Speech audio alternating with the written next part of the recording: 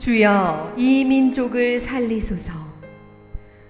요한계시록 2장 1절로 5절 말씀입니다. 에베소 교회 사자에게 편지하라.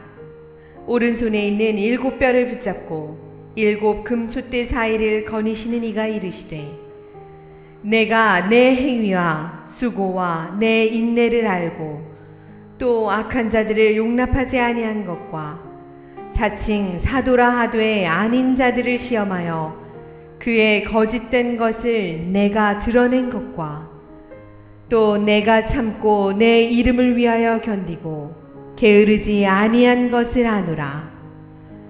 그러나 너를 책망할 것이 있나니 너의 처음 사랑을 버렸느니라. 그러므로 어디서 떨어졌는지를 생각하고 회개하여 처음 행위를 가지라. 만일 그리하지 아니하고 회개하지 아니하면 내가 내게 가서 내 촛대를 그 자리에서 옮기리라. 아멘. 저를 위해서 기도해 주시는 분이 늘 하시는 말씀이, 나라가 없으면 신앙도 없다. 나라를 위해서 늘 기도해야 된다. 그런 이야기를 하십니다. 지금도 그 교회에 나라를 위한 기도 모임을 만드셔서 매주 토요일마다 교회 방 하나에서 열심히 기도하셔요. 전쟁이 일어나지 않도록. 6.25를 겪으신 분이라 전쟁의 그 비참함을 아시더라고요. 한편에는 공산당이 와서 막 사람 죽이고, 또 이쪽에서 또 반대편 사람, 이런 끔찍한 참상을 보신 분이라 나라 위해서 눈물로 기도하셔요. 지금도 나라를 빼앗기고 말할 수 없이 비참한 가운데 울부짖는 민족들이 꽤 됩니다. 저희 교회가 선교하는 티벳 같은 지역, 1950년 중국 공산당이 티벳을 점령했습니다. 원래는 티벳이 중국이 아니거든요. 근데 점령을 해버렸어요. 지금까지 분신 자살로 독립을 외친 사람이 수백 명입니다. 매해 40-50명이 분신 자살을 해요. 힘은 없으니까 자신 한 몸을 산화해서 온 세계에 티벳의 독립을 어필하는 거예요. 너무 비참하지요. 우리나라 같은 경우도 일제 강점기 때 말할 수 없는 고통을 당하지 않았습니까? 이렇게 그런 시대를 겪으신 분도 계십니까? 정말 나라를 위해서 우리가 기도하고 또 민족을 품는 교회가 되기를 원합니다. 민족이 무엇일까? 성경적인 관점에서 한번 우리가 오늘 잠깐 보기를 원하는데요. 물론 큰 틀에서는 그리스도 안에서 유대인이나 헬라인이나 각 나라를 초월해서 그리스도 안에서는 하나입니다. 그래서 민족 우월주의, 또 민족적 차별주의, 이것은 성경적인 것은 아니에요. 그리스도 안에서는 중국이나 아프리카나 모두가 다 그리스도 안에서 하나예요. 그러나 그럼에도 불구하고 성경을 들여다보면 하나님께서 각 민족을 만드셨다고 말씀하고 있습니다. 원래는 한 혈통이지만 하나님의 섭리에 의하여 각 혈통, 각 민족, 각 족속들을 만드셨어요. 그리고 각각의 족속마다 특성을 다양하게 주셨습니다. 우리가 자녀를 낳아보면 참 신기하게 같은 배에서 나왔는데도 정말 각각 다르잖아요. 근데 민족적으로도 그래요. 그게 하나님의 섭리인데, 같은 피부 계통을 가진 중국, 한국, 일본도요, 정말 다른 거 아시죠? 외국에서 가서 보면 티가 납니다. 일본 사람들은 이렇게 아리가또 이렇게, 중국 분도 좀 티가 나, 이렇게 이렇게 좀 대륙 기질이 있는 것 같아요. 한국 티 많이 난다고 합니다.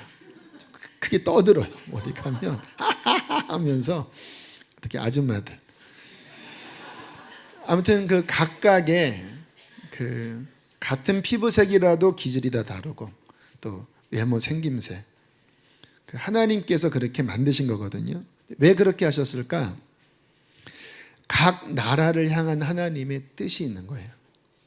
그리고 그 나라를 통하여 하나님이 어떠한 계획을 이루시고 맨 마지막에 각 족속과 언어와 민족 가운데 하나님의 백성을 구원하셔서, 하나님은 다채로운 걸 좋아하시거든요. 이렇게 획일화된 걸 안 좋아하십니다. 다양성을 물론 다양성 속에 통일성이 있지만 다양한 사람들이 각각 민족 가운데서 그 특성으로 하나님께 영광 돌리고 구원받아서 마지막에 보좌 앞에서 경배하도록 하나님은 계획하셨어요. 그래서 요한계시록 7장에 보면 이런 말씀이 나오죠. 이 일 후에 보니 각 나라와 족속과 백성과 방언에서 아무도 능히 셀 수 없는 큰 무리가 나와 흰옷을 입고 손에 종려가지를 들고 보좌 앞과 어린 양 앞에 서서 큰 소리로 외쳐 이르되 구원하심이 보좌에 앉으신 우리 하나님과 어린 양께 있도다. 근데 왜 성경에서 각 족속, 각 나라, 각 방언, 각 백성이라고 이야기했을까요? 그게 하나님의 섭리예요. 각각의, 마치 포도도 캠벨이 있고 청포도가 있고 각각의 맛이 있는 것처럼 하나님이 여러 민족, 여러 방언, 여러 특징을 만드시고 그들을 통하여 영광 받으시고 그곳에서 구원받은 자들이 마지막에 하나님 앞에 와서 다채로운 색깔로 구원하심이 보좌에 앉으신 우리 하나님과 어린 양께 있도다 막 찬양하는 그 영광을 하나님 받기를 원하시는 거예요. 근데 여기에 중요한 거는 각 민족을 향한 하나님의 계획이 있으시다라는 거예요. 그러면 우리의 조국, 우리의 어머니, 대한민국을 향하여서는 하나님이 어떠한 계획을 갖고 계실까요? 하나님 앞에서 우리의 어머니, 우리의 조국 대한민국은 어떠한 나라일까요? 그런 측면으로 생각을 해보셨나요? 매우 조심스러운 표현이지만 하나님이 이 나라를 향한 특별한 마음을 갖고 계십니다. 또 그렇게 역사해 오셨어요. 이 나라를 성경 안에서 한 비유를 든다면 마태복음 20장에 나오는 일용직을 채용하는 말씀에 비유할 수 있어요. 그것은 하나님의 은혜를 나타내는 비유인데요. 어느 날 어떤 주인이, 포도원 주인이었을 거예요. 일꾼을 찾으러 나가는데 참 재미있죠. 일 잘하는 사람을 부르는 게 아니라 빈둥빈둥 노는 사람을 불러요. 그래서 9시에 빈둥빈둥 놀기에 너 할 일 없냐? 없습니다. 그러면 우리 포도원에 와라. 9시에 한 명. 또 12시에 가서 보니까 또 노는 사람이 있어요. 와라. 또 한 명. 오후 3시에 또 노는 사람이 있어요. 와라. 또 한 명. 그리고 거의 이제 일하기 마지막 1시간 전인 오후 5시에 너도 할 일이 없냐? 없는데요? 그럼 와서 일해라. 그래서 사람들을 불러서 자격이 없는 사람들이지만 각각 하루 품삯 한 데나리온을 주었다. 근데 그 비유의 핵심은 하나님의 은혜.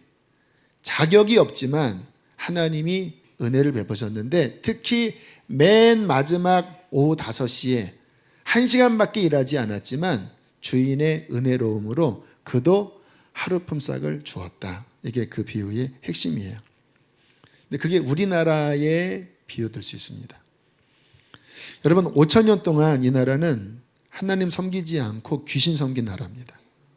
우리나라의 종교의 근본은 유교가 아닙니다. 불교도 아닙니다. 무속 종교입니다. 그래서 불교도 들어와서 무속 불교가 된 거 아시죠? 스님이 점치고 거의 무당 비슷하게 되는 거 아시죠? 유교도 우리나라에 들어와서 거의 무교식 유교가 돼버린 거 아시죠? 우리나라는 5,000년 동안 하나님 모르고 귀신을 섬긴 나라예요. 귀신 섬긴 나라들은 가난해집니다. 그러니까 가난하고 핍박받고, 가만히 한번 생각해 보면, 저는 역사를 잘 모르지만 이 나라가 5,000년 동안 망하지 않은 게 저는 기적 같아요.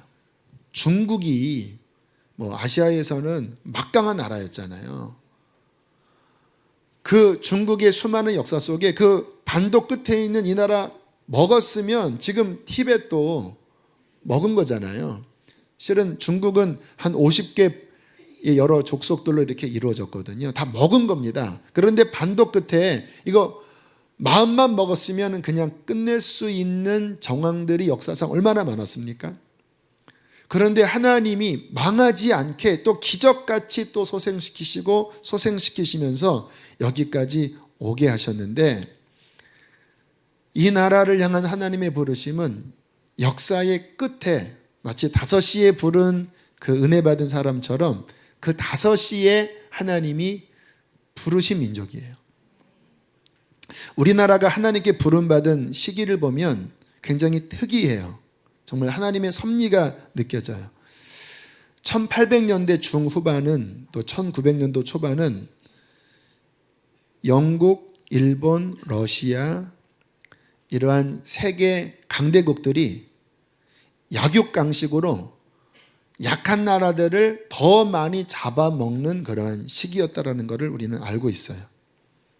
근데 우리나라는 옆에 중국, 위에 러시아, 이쪽으로 해서 일본, 정말 세계의 초강대국들이 모여있는 그 사이에 끼어있는, 그런데 끼어있는데 서로 막 다투는, 조정은 힘이 없는, 이거는 정말 그냥 그 시기에 망할 수밖에 없는 그러한 때에 하나님께서 이 나라에 찾아오셨어요. 1885년 4월 5일 부활주일 아침에 인천 제물포 항으로 최초 선교사인 언더우드 장로교 쪽에서 아펜젤러 감리교 선교사님이 같이 배에서 내려 우리나라에 딱 밟았습니다.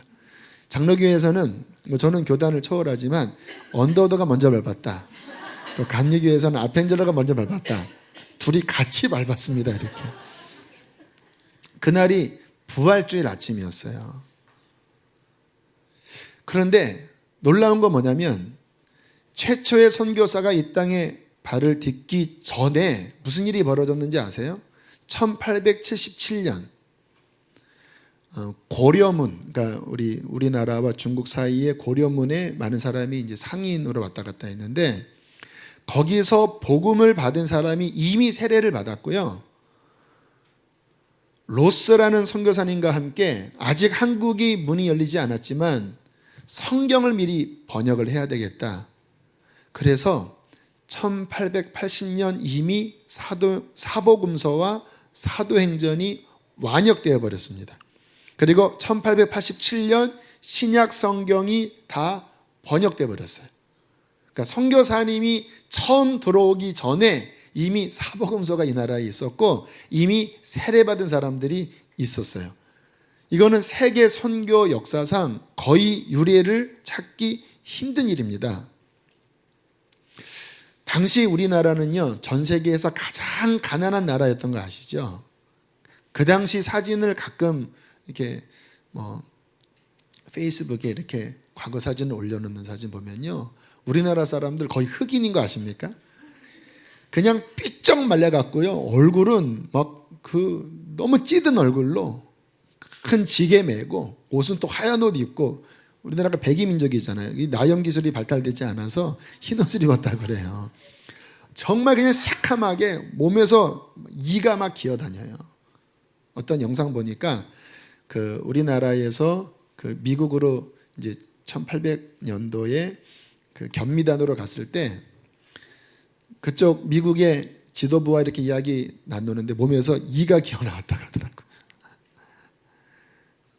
고관들도 몸에서 이가 나오니 일반 사람들, 우리가 지금 상상할 때 그 아프리카 하면 불쌍한 나라보다 더 미개하고 더 가난하고 더 힘든 시절이 그 당시였어요.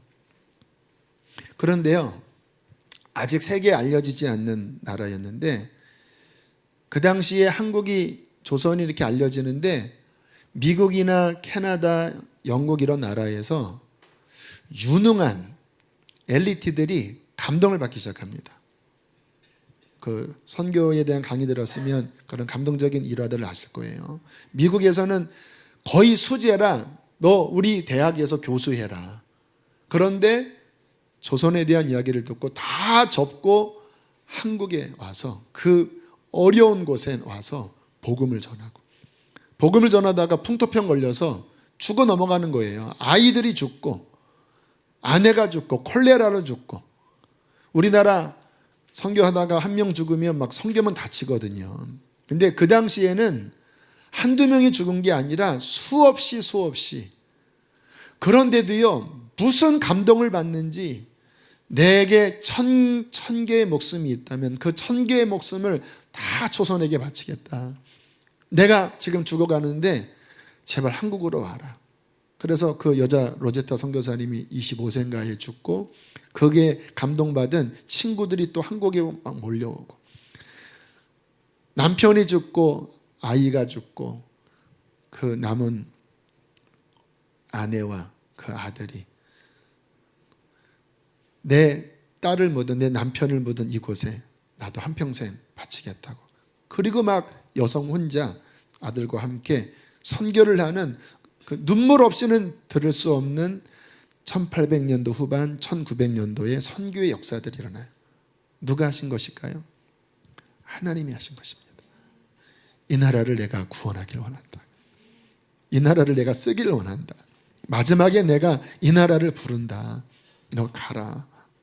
너무 힘들고 어렵지만, 죽을 수도 있지만, 너의 자녀가 그곳에 묻힐 수 있지만, 그러나 이 나라를 향한 나의 긍휼이 있다. 복음이 우리나라 전래됐을 때 선교사님들이 큰 감명을 받았습니다. 열렬하게 받아들이는 거예요. 거의 유례 없이 복음이 전파됐을 때 어떻게 이렇게 사람들이 반응을 하나, 선교사님들이 크게 감동을 받습니다. 또 하나 신비한 건 뭐냐면, 보통 그 많은 아시아에서 그 선교사님들이 들어갈 때 제국주의와 함께 들어갔습니다. 그러니까 영국에서 식민지를 하면서 선교사님들이 함께 들어갔어요. 그래서 많은 베트남도 그랬고, 그리고 아시아의 많은 나라들이 선교사는 제국주의의 앞잡이다, 이런 이미지를 가질 수밖에 없었어요. 그래서 나중에 그 제국주의가 물러갔을 때 교회까지 다 문을 닫게 했습니다. 선교사는까지 다 내쫓았어요. 왜? 그런 역할들을 저는 했거든요. 근데 우리나라는 신기하게 일본이 우리나라를 점령을 했죠. 그런데 미국이나 영국 이런 나라는 식민지로 온 게 아니라 순수 선교사로 왔어요. 그러니까 그 당시에 조정이 부패되고 나라는 힘이 없어 이제 일본과 강제 합병이 되고 하는 이 와중에 어떠한 정서가 흘렀냐면, 더 이상 유교는 이 나라의 답이 아니다. 더 이상 조선 이씨 왕조는 이 상황을 해결할 수 없다. 지금 일본이 저렇게 강성해서 우리나라 먹었는데 답은 기독교다. 이게 그 당시에 절박한 지식인들, 또 민족을 향한 깊은 사랑을 가진 애국자들이 기독교와 나라 사랑, 나라의 이 어려움을 돌파하는 돌파구로 기독교를 받아들이는 오묘한 섭리가 있었습니다. 그래서 그 당시에 거의 민족 지도자들, 또 이 나라의 독립가들 중에 굉장히 많은 수가, 나라 전체의 기독교인은 적어도 독립운동가나 이런 경우 많은 숫자가 기독교인입니다. 유관순 열사가 기독교인인 거 아시죠? 월남 이상재 선생님 감옥에서 복음 받고 기독교인이 돼 월남 이상재 선생님의 어떠한 또 계획으로 3.1운동이 일어났는데, 3.1운동 거점지가 교회입니다. 각 지역의 교회를 거점으로 3.1운동이 일어나고, 백범 김구 선생님은 새벽기도 하시는 분이었습니다. 그분의 지론은 감옥 하나 세우는 것보다 교회 하나 세우는 게 더 죄를 줄이는 길이다. 제가 몇 년 전 애양원에 갔을 때 손양원 우리 목사님과 김구 선생님이 같이 사진 찍은 게 여러 장이 있더라고요. 또 어떤 일이 있었냐면요. 그 1900년 전후는 전 세계에 부흥이 일어났던 시기입니다. 영국의 웨일즈 부흥 운동, 미국의 아주사 부흥 운동, 인도의 부흥, 호주의 부흥, 전 세계적인 특별한 그 지역적 민족적 부흥이 일어났거든요. 선교사님들이 모여서 주님, 조선에도 부흥을 주십시오. 왜냐하면 아까 드린 말씀에 이 나라의 돌파구는 기독교다. 어떤 면에서는 순수 복음보다는 뭔가 민족의 개화에 대한 생각들이 있었거든요. 그러니까 막 거듭나는 역사는 다소 적었다고 그래요. 그런데 1907년도에 평양에 강력한 대부흥이 일어나면서 회개가 터진 거예요. 살인한 것, 음란한 것, 훔친 것, 막 그 죄악들이 쏟아져 나오고, 그리고 모여서 기도하면요, 그 당시의 기록을 보면 그 예배당, 평양의 예배당에 모여서 사람들이 울부짖으며 회개할 때 엄청난 파도 소리가 하늘을 찌르는 것 같았대요. 밤새도록 회개를 하고요, 새벽에 일어나서 회개를 하고. 우리나라 새벽기도회가 그때 생겼습니다. 전통이 그 부흥운동 때 막 새벽 4시에 일어나서 하나님 앞에 예배하고 기도하는, 그게 이제 전통이 돼서 많은 사람들이 힘들어하는 새벽기도가 생겼는데, 평양에 부흥이 일어났을 때요, 주일날에는 평양이 한산했다고 그래요. 왜냐하면 기독교인들이 물건을 안 사니까 주일날에는 일반 상인들도 문을 닫을 정도로. 그래서 그 당시에 유명한 말이 있죠. 평양이 동양의 예루살렘이다. 주기철 목사님, 굉장히 귀한 목사님들이 사역을 하는 그러한 엄청난 부흥, 역사상 손꼽히는 부흥을 한국에 주셨어요. 그리고 이제 일제 간정기 때 많은 고통도, 신사참배에 무너지기도 하고 그런 어려움이 있다가 하나님이 우리의 기도를 들으시고 70년 전 1945년 8월 15일 내일이죠. 하나님이 이 나라에게 광복을 주십니다. 하나님의 저는 은혜라고 믿습니다. 이제 친일파 이런 것 때문에 좀 역사는 복잡하지만, 그럼에도 불구하고 그 독립되고 초기 건국의 주역들 중에 많은 숫자가 실은 기독교인이었어요. 그래서 유명한 일화 있잖아요. 1948년 초대 국회 재헌국회, 그러니까 헌법을 제정하는 재헌국회가 열릴 때 당시 임시의장이 서두 말이 이런 말이었다고 그래요. 대한민국 국회가 첫 번째 열린 것은 사람이 한 게 아니라 하나님의 은혜입니다. 무슨 종교를 가지고 있든 상관없이 국회의원들한테 하나님 앞에 감사드리지 않을 수 없습니다. 근데 모든 사람들이 불교든 천도교든 다 이 말을 수긍했대요. 그러면서 그 당시 목사님이자 그 국회의원 된 이윤영 의원에게 나오셔서 기도를 해 주십시오. 그래서 첫 재헌국회를 의원 목사님이 나오셔서 한 30분 기도했대요. 하나님 이 나라 회복시켜 주시고 남과 북 통일되게 하시고 전 세계 쓰임 받게 하시고. 근데 이게 국회 속기록에 어떤 분이 국회 속기사했는데 감동을 받아 그 처음 속기록을 한번 보고 싶어서 한번 봤더니요, 처음 서두연설이 하나님께 감사, 그리고 이윤영 의원의 기도로 재헌국회가 시작됐고 그 첫 헌법 위에 성경을 놓고 그렇게 시작되었다고 하는 감동적인 일화가 있습니다. 그러니까 하나님이 정말 망할 나라를 마지막에 은혜 주셔서 선교사님들을 보내시고 그리고 부흥을 주시고 그 고난의 시기에 하나님께서 이 민족과 함께 하셔서 부르신 거예요. 오늘 우리나라 참 특별한 게, 제가 선교사님들 그러한 영상들을 보니까요, 무척 행복하셨다고 그래요. 왜냐하면 열매들이 너무나 많이 맺혀지는 거예요. 복음을 전하면 교회가 막 일어나는 거예요. 그리고 우리나라 사람들이 근면성실하잖아요. 그러니까 너무 열심히 전도하고 막 예배당을 세우고 곳곳에 기도 초소를 만들고 기도도 주여 주여. 우리 교회는 주여 삼창 그런 거 자주 하잖아요. 이게 세계적으로 코리안 프레어 스타일이 주여라고 그래요. 그래서 외국에서도 이번에는 코리안 스타일로 합시다 하면은 주여 주여 이렇게 한대요. 뜨겁게 기도하는. 왜 뜨겁게 기도했을까요?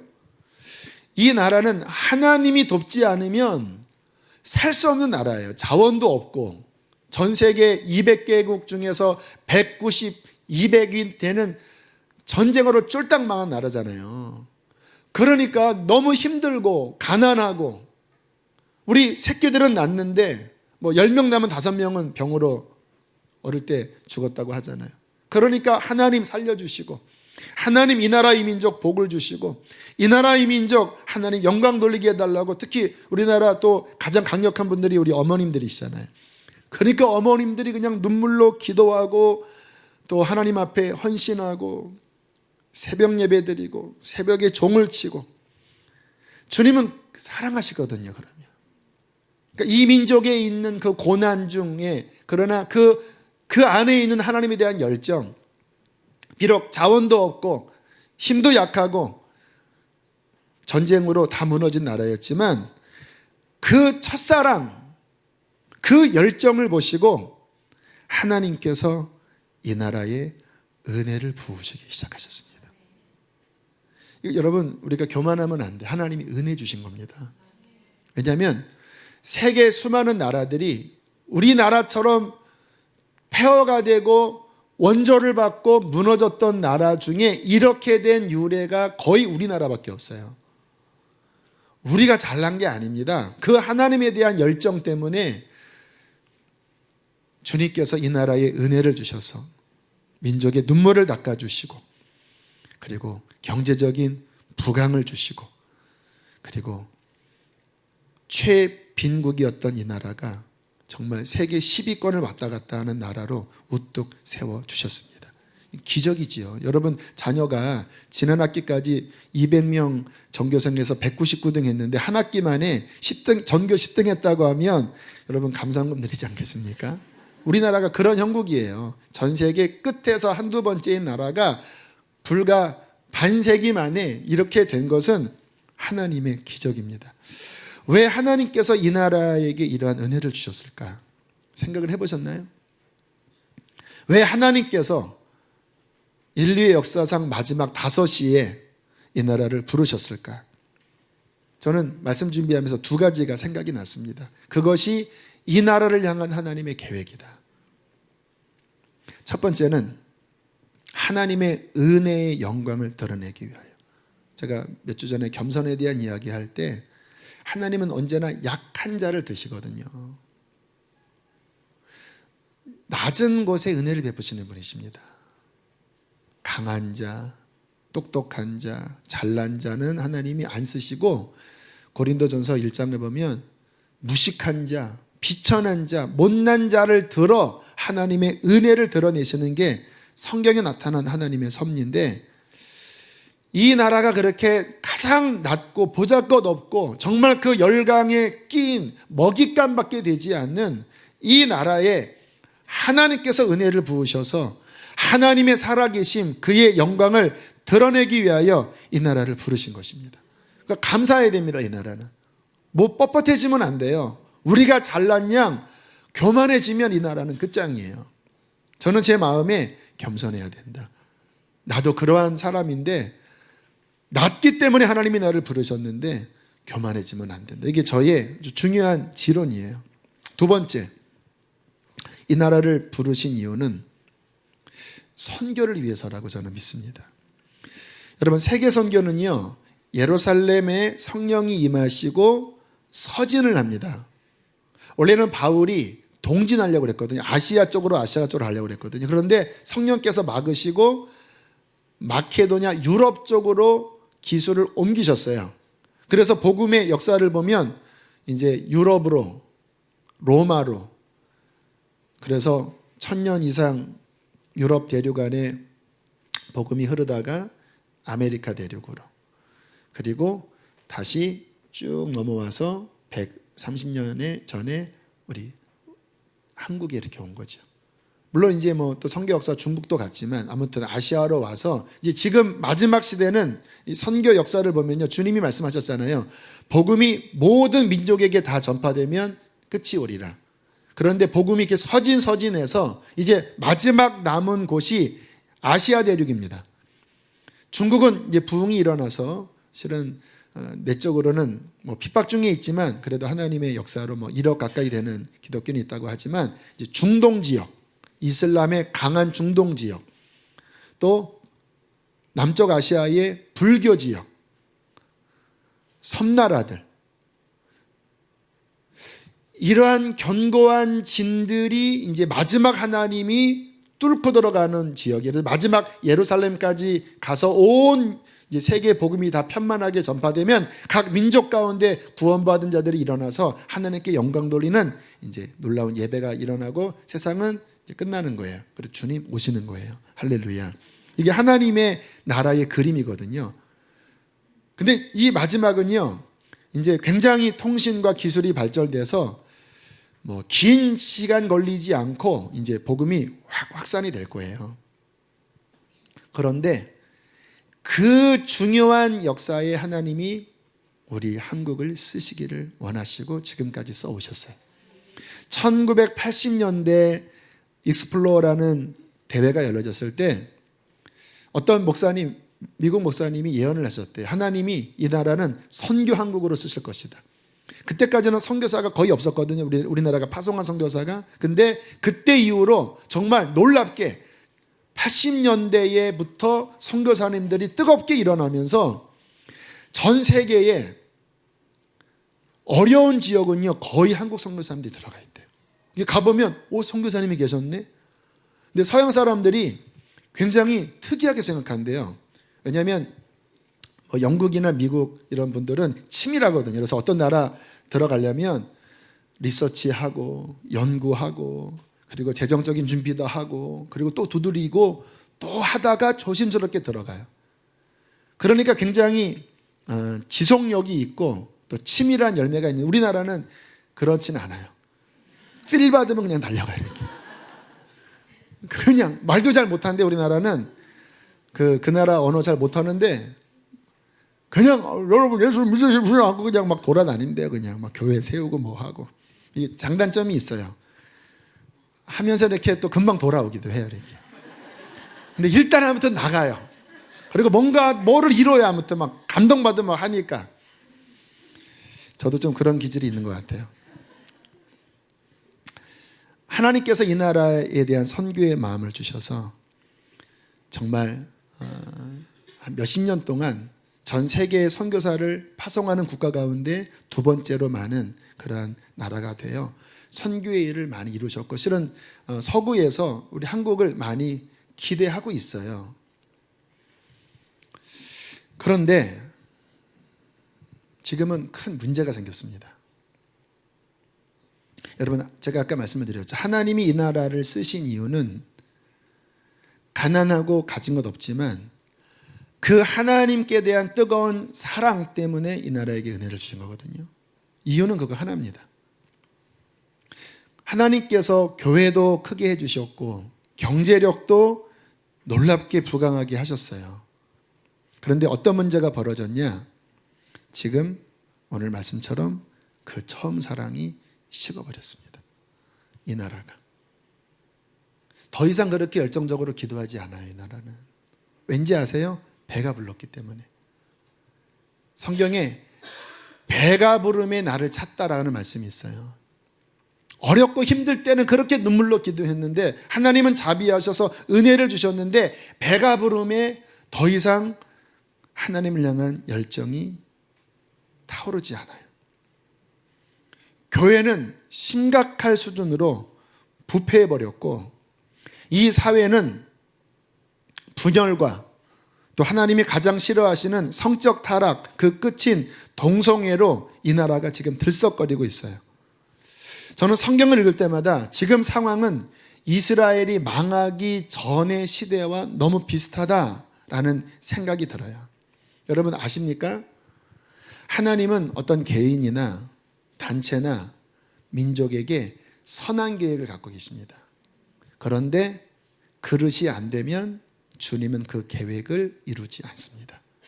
이스라엘을 향한 하나님의 계획은 지금처럼 망해서 온 세계 흩어졌던 게 아니에요. 전 세계에 제사장 국가로 세우기를 원하셨어요. 그런데 우상 숭배하고 음란하고 부패해버리니까 온 세계의 조롱거리가 되게 하시고 마지막에 저렇게 하나님이 지금 이제 회복시켜 가고 계시잖아요. 여러분, 이 나라 하나님이 은혜로 부르셔서 그러한 놀라운 영광을 드러낼 계획이 있으신데 지금같이 교회가 부패해가고 지금같이 동성애가 점점 이 나라를 점령해가고 지금같이 분열로 일삼으면 하나님은 선교 한국으로 쓰시려는 선한 계획을 가지셨다 할지라도 그 계획을 돌이키시고 이 민족을 공의대로 심판할 수밖에 없는 것입니다. 안타까운 상황이에요. 지금 상황은 어찌 보면 구한말 시대와 비슷해요. 전 세계 열강들이 막 힘을 모아서 각축하는 그 형국과 너무 비슷해요. 여러분, 통일이 쉽지 않은 거 아시죠? 통일은 남과 북의 문제가 아닙니다. 세계 슈퍼파워들의 각축장입니다. 중국 쉽게 안 놔줘요. 거의 안 놔줘요. 직접 미국과 대면하지 않습니다. 러시아도 그렇고 일본도 그렇고 미국도 그렇고 지금 이 상황은 단순한 상황이 아니라 큰 그림의 엄청난 파워들의 이 각축장의 사이에 껴있는 거예요, 우리나라가. 이 나라가 살아나려면요, 이 여러 정세 속에서 뚫고 나가려면 이 나라는 하나밖에 없습니다.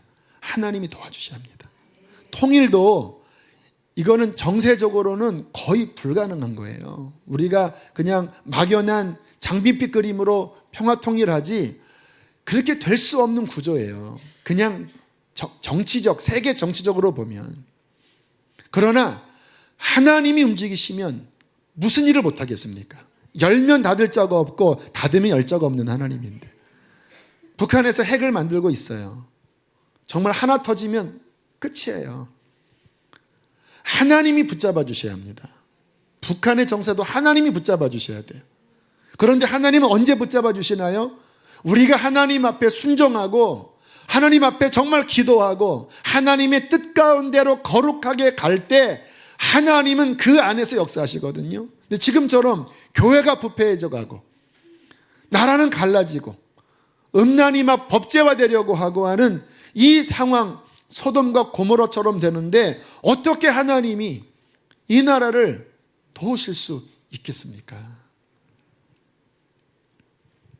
저는 성경을 읽을 때마다요, 하나님, 왜냐하면 구약 성경에 막 그런 막 살인하는 나라, 또 음란한 나라, 우상숭배하는 나라에게 하나님이 이 같은 민족을 내가 어찌 치지 않겠느냐, 그러면 막 선지자가 하나님 불쌍히 여겨달라고 막 그런 내용들이 나오는데 성경에 나와 있는 그 소돔과 고모라, 그 망하는 이 상황과 지금 우리를 비교해 보면 지금이 더하게 여겨지는 거예요. 이때 심판하시는 하나님이 지금 이 나라를 치시지 않을까? 여러분, 만약에 정말 이 나라가 그러한 고통 가운데 들어가면 여러분, 건축하는 게 무슨 의미가 있습니까? 여러분 자녀들 좋은 대학 가는 게 무슨 의미가 있어요? 이게 그냥 끝나버리는 겁니다. 그냥 이렇게 무너져 버리는 거예요. 오늘 실은 요한복음 말씀을 전하려고 이렇게 마음을 모으다가 지난 화요일 날 민족을 향한 말씀을 전하라 라는 감동을 주셨어요. 기도해야 될 때입니다. 우리 건축도 중요하지만 나라가 살아야 교회도 살고 여러분의 자녀도 살 수 있는 거예요.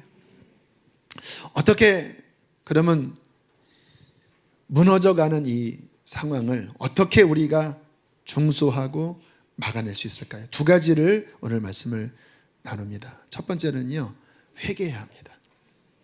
하나님은 세상이 회개하는 게 아니에요. 우리가 회개해야 합니다. 소돔과 고모라에 의인 10명만 있어도 하나님은 망하게 하지 않는다고 하셨어요. 주님의 백성들이 회개할 때 하나님께서는 주님의 백성들의 정결함을 보시고 비록 세상 사람들이 무너져 있지만 하나님은 용서해 주실 거예요. 역대하 7장에 내가 하늘을 닫고 비를 내리지 아니하거니와 혹은 전염병이 내 백성 가운데 유행하게 할 때에 내 이름으로 일컫는 내 백성이 그들의 악한 길에서 떠나 스스로 낮추고 기도하여 내 얼굴을 찾으면 내가 하늘에서 듣고 그들의 죄를 사하고 그들의 땅을 고칠지라. 내 이름으로 일컫는 내 백성이, 교회가, 수지선한 목자교회가 죄에서 떠나 마음을 겸비케 하여 하나님 앞에 이 민족을 불쌍히 여겨주시고, 주님 우리가 죄를 버리겠나이다, 회개하면 하나님이 하늘에서 우리의 돌이킴을 보시고 우리의 기도를 들으시고 이 땅을 고쳐주실 것입니다. 저는 요즘 하나님 앞에 많이 겸손히 회개하고 있어요. 죄악들을 끊고 있어요. 마음을 낮추려고 하고 있습니다. 지난 성경학교 때 화요일 날 말씀을 전하려고 이렇게 아이들을 위해서 기도하는데 주님이 감동을 주셨어요. 너 이 마음 잊지 말아라. 제가 아이들을 품고 막 기도하는데 주님이 너 이 마음 잊지 말아라 그러시더라고요. 어떤 마음이, 네가 지금 아이들을 품고 있는 이 마음 잊지 말아라. 담임 목사가 아이들을 품는 거 당연하잖아요. 그런데 저는 아이들만 보는 게 아니라 어른도 보고 청년 다 보잖아요. 그러니까 자연스럽게 제 마음이 아이에 대한 마음보다는 좀 더 높은 곳에 마음을 둘 수 있는 거예요. 그런데 제가 그 아이들의 구원을 놓고 막 기도할 때 네 마음이 그 낮은 곳에 있는 거 내가 기뻐한다. 나는 어린아이 하나를 영접하는 것이 곧 나를 영접하는 것이다. 또 그 겸손한 태도 잊지 말아라. 아, 주님이 이런 마음을 좋아하시는구나. 그리고 하나님 앞에 더 정결하려고 하고 더 24시간 바라보려고, 성경 보지 않으면 기도하고, 말씀 보지 않으면 다시 틈나면 또 성경 보고 막 하루 종일 이렇게 하려고. 왜? 정결한 그릇 만들려고. 그러니까 하나님이 너무 기뻐하시는 것 같아요. 그런 마음 가지니까. 근데 막 금요일 날은 막 너무 그렇게 하니까 토요일 날 어제 너무 막 피곤하더라고요. 하지만 하나님, 요즘 막 올림픽도 막 난리인데 주님 거기에 관심 갖지 않게 해주십시오. 주님 내 마음의 자리를 오직 주님께만 드리기를 원합니다. 저는 우리 교회가 정말 회개한 정결한 그릇으로 하나님 앞에 나아가길 원합니다. 진정한 부흥운동의 시작은요, 순결운동이에요. 막 세상적인 것이 아니라 정말 하나님 우리가 정결한 그릇 되게 하시고 이 나라를 하나님이 심판하시려고 하실 때 그래도 우리가 회개한 모습을 보시고 그 진노를 거두어 주십시오. 회개하는 역사가 이 나라를 지키는 첫 번째라고 믿고요. 두 번째는 다음 세대를 잘 길러내는 것입니다. 여러분, 성경에 하나님이 그 민족이나 그 성을 심판하실 때 두 가지 기준이 있더라고요. 가만히 보면 하나는 성적 타락이에요. 근데 그 성적 타락의 끝이 동성입니다. 소돔과 고모라가 그랬어요. 또 하나는 어린 아이까지 타락하면 끝이에요. 소돔과 고모라도 어린 아이까지 롯의 집에 와서 천사들을 끄집어내라, 우리가 동성애하겠다, 그렇게 말하는데 거기에 남녀노소 아이가 포함됩니다. 노아 시대 보면 하나님께서 말씀하실 때 어릴 때부터 마음이 악하다라고 표현해요. 그러니까 아이까지, 왜? 하나님은 그래도 끝까지 뭔가 기대를 가지시는 거거든요. 어른들은 망가졌지만 그래도 그나마 깨끗한 아이들이 그래도 희망이에요. 그러니까 아이들을 봐서라도 하나님이 진노를 유보하세요. 그런데 아이들까지 부패돼 버리면 더 이상 하나님 보시기에 은혜를 베풀, 연장할 근거가 없어져 버리는 거예요. 그래서 성적 타락의 끝 동성애, 아이들까지 망가지면 끝인데 지금 이 나라 가만히 보세요. 동성애에 대한 호감이 나이가 낮아질수록 증가합니다. 어린아이들은 그게 뭐 죄예요? 자기 기호지요? 이런 생각들이 점점 늘어나고 있어요. 아이들 가운데 에이즈가 만연하고 있습니다. 아이들이 어릴 때부터 막 폭력적인 것에 노출이 돼서 강포한 노아 시대처럼 돼버렸어요. 여러분, 다음 세대 살리지 않으면 이 나라는 끝입니다. 순결한 세대들을 우리는 일으켜야 합니다. 이번 교회 여름 사역에 그것 때문에 우리 중보기도국과 함께 기도하고요. 각 교회 학교에서 얼마나 애를 썼는지 몰라요. 하나님, 우리 아이들 주님 만나야 합니다. 외부 강사분 중에서 정말 제대로 복음을 전할 수 있는 그런 전도사님도 모시고, 이번 성경학교는요, 그 아이들이 그냥 말씀 기도 예배 찬양, 말씀 기도 예배 찬양 공과 다 2박 3일 그거밖에 없어요. 물놀이 안 갔습니다. 왜요? 제 생각에 그래요. 아유, 뭐 부모님들과 잘 갈 텐데 그 아이들이 주님 만나야 합니다. 주님 만나야 합니다. 순결한 세대들이 일어나야 돼요. 제가 몇 년 전에 어떤 미션 스쿨에 가서 부흥회를 할 때 어떤 분의 그런 간증을 들었어요. 통일 한국이 오면 하나님이 한국의 어린 다음 세대들과 북한의 다음 어린 세대들에게 부흥을 주셔서 그들이 함께 손에 손을 잡고 땅끝을 향하여 나갈 것이다. 근데 제 안에 그것이 불이 탔습니다. 하나님, 맞아요. 다음 지금 우리 기성세대는 쉽지 않아요. 근데 다음 세대에 한국만이 아니라 우리 북한의 그 어린 아이들에게 성령의 부흥을 주셔서 순결한 세대가 일어나 하나님이 꿈꾸시는 이 나라 이 민족을 통하여 열방을 복음화하는 그 뜻을 남과 북이 함께 이루어 주십시오. 작년 컴패션에서 북한에 대한 마음을 받고요. 우리 북한이 열리면 그때 준비하면 늦으니까 지금 미리 준비하자. 그래서 많은 교회들을 초청해서 서밋을 했거든요. 그때 서정인 대표께서 이런 이야기를 했어요. 이미 북한애들은 세뇌 주체 사상이 이게 우상 숭배잖아요. 완전히 세뇌가 되어 있다는 거예요. 그래서 어른들은 바뀌기 힘들대요. 그런데 아직 어린 아이들, 북한이 어떠한 모습으로 통일되든 뭐 다른 모습이든 아무튼 열려지면 각 지역에 200개 이상의 어린이 센터를 만들고 거기에 필요한 교재를 만들어서 성경적이고 정서적이고 전인적인 양육을 하는 교재를 만들어서 선생님들이 그 어린이 센터를 중심으로, 아직 교회라는 이름은 안 붙여도 센터를 중심으로 북한의 아이들에게 복음을 심겨주고 그리스도의 사랑을 심겨주면 당장은 변화되지 않은 것 같지만 그런 아이들이 10년, 20년 커 나갈 때 진정한 통일이 되지 않겠는가. 제가 그 이야기를 들을 때 탁월한 전략이다. 아이들. 그래서 함께 모여서 기도하자고. 저희 교회도 거기에 지금 포함돼서 한 달에 100만 원씩 지금 적금을 들고 거기 열리면 어린이 센터 지려고 준비하고 있어요. 왜 이러한 움직임들이 일어날까요? 다음 세대를 살리지 않으면, 한국이든 북한이든 다음 세대를 살리지 않으면 이 나라는 지금 이 정세 속에서 정말 말할 수 없이 어려워질 수 있습니다. 다음 세대의 순결한 물줄기가 흘러가도록, 부흥의 역사가 일어나도록 저와 여러분이 기도하고 헌신하셔야 합니다. 지금 이 나라는 중요한 기로에 서 있습니다. 하나님의 은혜로 광복을 맞이했고 역사상 유례없는 교회와 또 경제적인 부흥의 정점을 찍었는데 이제 이 나라의 타락으로 하나님이 촛대를 옮기시고 기울게 되느냐, 아니면 다시 회개하고 다시 다음 세대를 살려 하나님이 꿈꾸시는 열방 선교하고 하나님의 은혜를 드러내는 그 민족으로 하나님이 세우시느냐.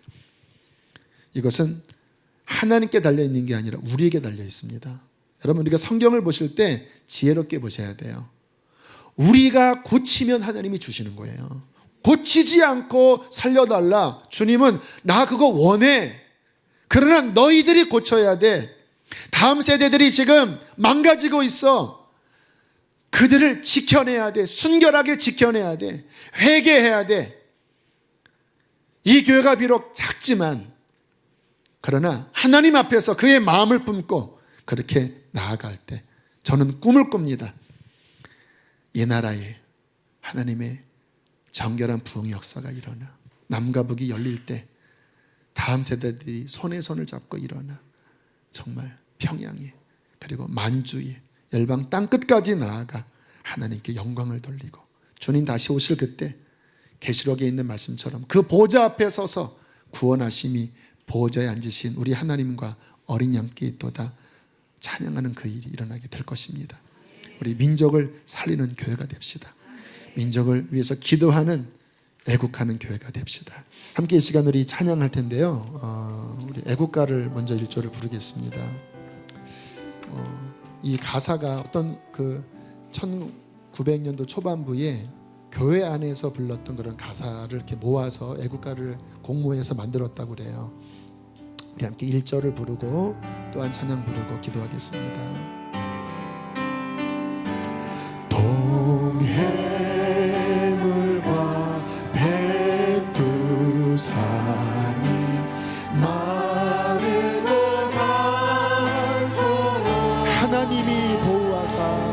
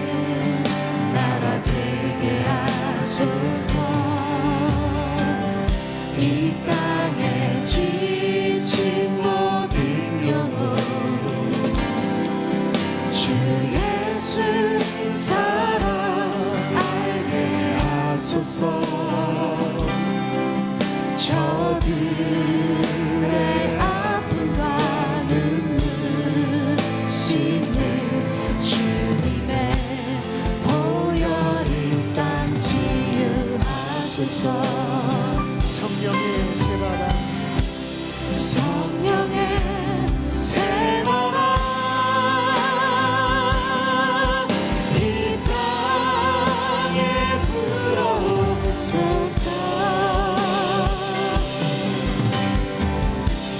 주의 영 그 생기로 우리 다시 살리사. 이 땅에 어머니 영광 구하네. 그런 나라가 되게 하소서.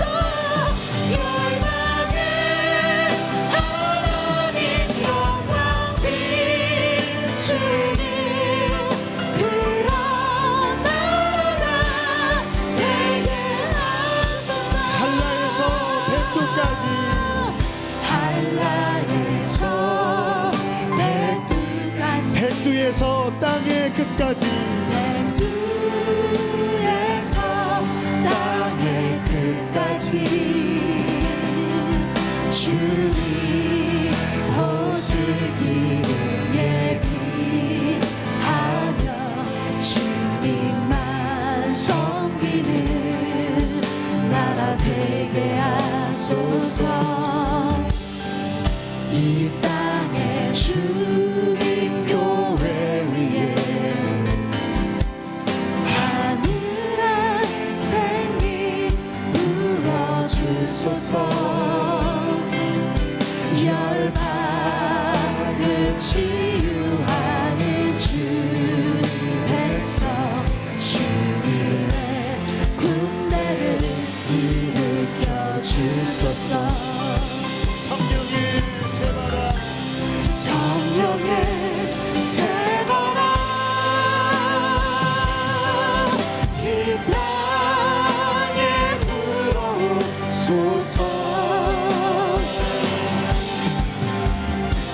주의 영 그 생기로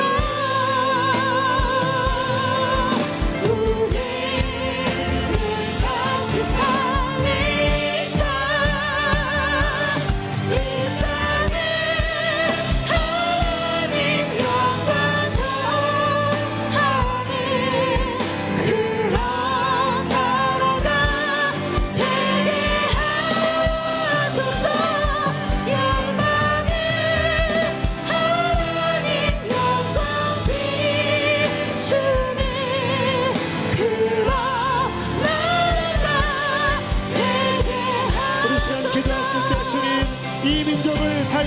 주시옵소서. 회개의 영을 부어주시고 다음 세대들에게 부흥을 주시옵소서. 주여 한번 부르시고 기도하겠습니다. 주여 성령의 이 나라의 민족을 불쌍히 여겨주시옵소서. 주님 이 나라의 민족을 버리지 말아주십시오. 이 나라의 민족을 버리지 말아주십시오. 주님 주여 그 생기라 우리가 교만하여 하나님을 떠났습니다. 교회마다 부패하고 음란과 탐욕과 더러움에 부패해버렸습니다. 회개합니다. 주님 회개합니다. 용서하여 주십시오.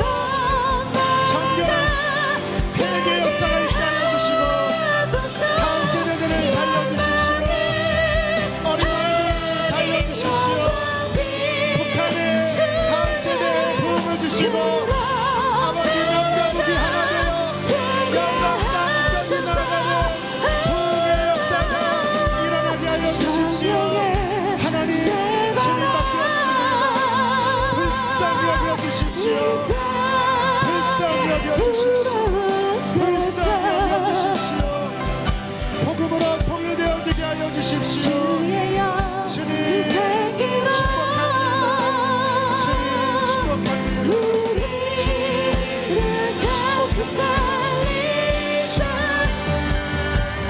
이 땅에 하나님 영광 더하네 그런 나라가 되게 하소서. 열방에 하나님 영광 비추네 그런 나라가 되게 하소서. 하나님 우리의 죄악을 용서하소서. 음란하고 교만하고 주님의 그 사랑을 버린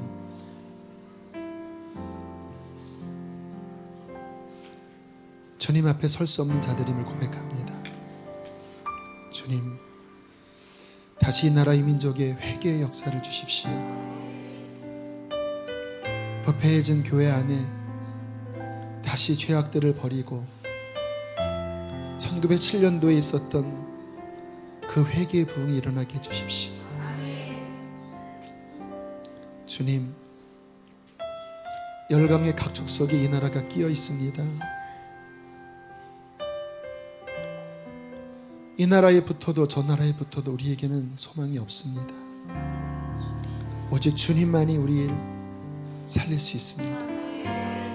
하나님 앞에 기도하오니 주님 이 나라를 건지시고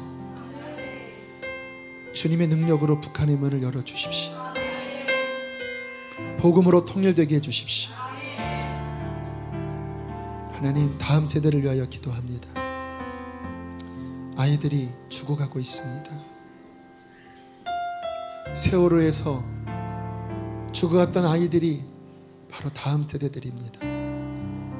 북한에서는 공산주의와 주체사상으로 죽어가고 이 땅은 음란과 부패로 죽어갑니다. 하나님 살리시옵소서. 메마른 뼈에 생기를 불어넣으신 하나님께서 다음 세대들에게 부흥을 주시옵소서. 하나님 주께서 이 땅을 향하여 계획하신 남과 북이 하나 되어 마지막 선교 완성을 위해 나아가는 그 꿈을 하나님 우리는 놓지 않을 것입니다. 하나님도 그 꿈을 포기하지 말아 주십시오. 우리의 죄악 때문에 하나님 당신의 그 계획이 파기되지 않기를 원합니다. 우리가 여기 있습니다. 회개합니다. 다음 세대를 품습니다. 하나님 우리를 보시고 또 이 땅에 깨어 기도하는 자들을 보시고 다시 기회를 주시옵소서. 하나님 다시 기회를 주십시오. 하나님 사랑합니다. 의지합니다. 주님은 선하십니다.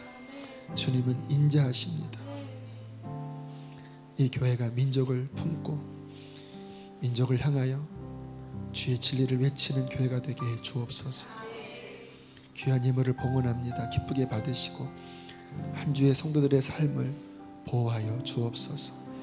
이제는 우리를 죄에서 건지신 예수 그리스도의 은혜와 이 민족을 사랑하시는 하나님의 그 크신 사랑과 보혜사 성령 부흥케 하시는 그 성령의 부흥이 사랑하는 성도들에게 또 이 민족 위에 북한 위에 충만히 함께 하시기를 축원하옵나이다.